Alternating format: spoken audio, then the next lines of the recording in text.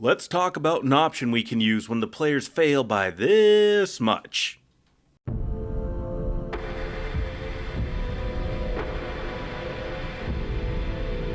Hello there everyone, and welcome back down here to the Gamer's Den with me, your host, Jordan, your master of lore and storyteller extraordinaire.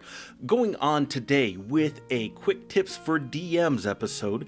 Today we are going to talk about an option that you can put into play when the players have managed to miss a skill check by just a little bit. What a little bit is going to vary from DM to DM and table to table, but generally I'm thinking this is something that you would use in the case of like diplomacy checks, anything that amounts to persuasion, knowledge checks, and the like. Something that's typically going to be outside of a combat setting.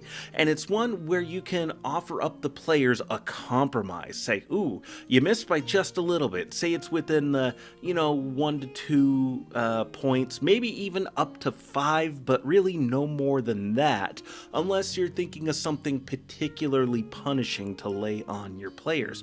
But it was something that I had seen while rewatching a Penny Arcade playthrough of Vampire the Masquerade, and it was really fun. It was the idea of allowing the players to still succeed, but it comes at a cost, and that cost is going to be sometimes a disadvantage in some way or an opportunity to create backstory. But before we get into all of that, if you're new here to the channel, go on down there, hit the subscribe button, and become a regular member here at the Gamer's Den.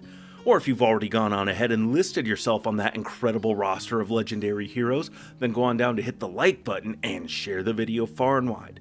But now, let's talk about what exactly this cost is. As I said, it's going to depend a little bit. It will be situational, but it is an opportunity for you to get creative with your players and to provide them an opportunity to be creative as well. So, what can some of these costs be? Depending on what the situation is and who exactly the characters are. Maybe say they're negotiating with somebody. Could be a merchant, could be a politician, or a figure of just some sort of influence. An idea that comes to mind is actually Critical Role's playthrough with Vox Machina. In particular, something I'd watched with the Amazon series, but when they're negotiating with that shop owner, the curator for that magic item store, and they're flirting back and forth a little bit, and one of the characters agrees to having dinner and a date with the shopkeeper, and in exchange he lets them have access to some of the information he has available to him. So that's an example of where there's a cost there, but it's a pretty benign cost overall. It's an opportunity for more roleplay later on. It's an obligation that the players now have. Now, whether or not they go through with it, that's still going to be a choice on the players, but if they don't follow through, well, now that shopkeep is going to be even less likely to do favors for them and may end up charging them extra down the line. But if they go through with it and hit it off, well, who knows where things may go. Maybe a spicy new romance blooms. It doesn't even have to be spicy, it could just be a romantic moment, a nice evening, a relationship that develops. Or, maybe it doesn't even have to turn into a relationship beyond anything other than, hey, we're actually maybe this isn't something we'd work out where we would be seeing each other, but hanging out as friends, yeah, this seems to be something we could get behind. So that still is an opportunity for some really great roleplay. But you can take this and make some interesting options come about as far as role-playing goes, and in particular, developing players' backstory. Say they're making a knowledge check and they fail by just a few points. Let's go with 5, kind of a higher end of things there. But you can offer up to the players, you fell short by just a little bit. It's something that your character seems to recall, but you can't quite place it. What I'm going to do is I'm going to offer you success, but it's going to come at a cost. The cost is going to be, this knowledge, you don't know everything, but what you do know came at a terrible price. What was that price?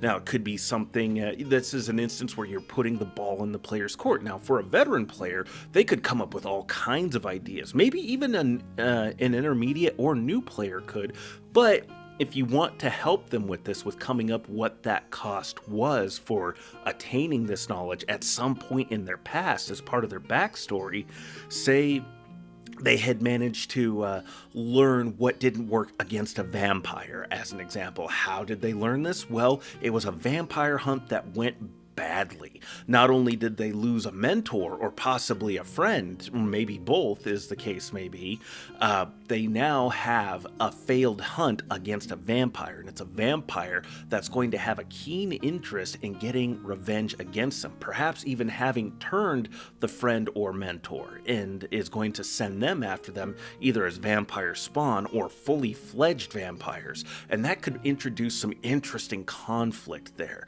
is now the players having to confront somebody that didn't make it out unscathed at the end of their of a previous adventure that they'd had when they were a much younger, much less experienced character overall. So that can introduce some interesting wrinkles and really add a lot to a player's backstory if you just play around with it a little bit. As I said, it's something that is definitely going to be inherently subjective. It's going to depend on the players, the characters, and the setting, and what exactly the situation is at hand. So there's multiple factors involved here, and it can seem overwhelming and daunting at first, but even if you just think about it for a moment and just go, it's an opportunity.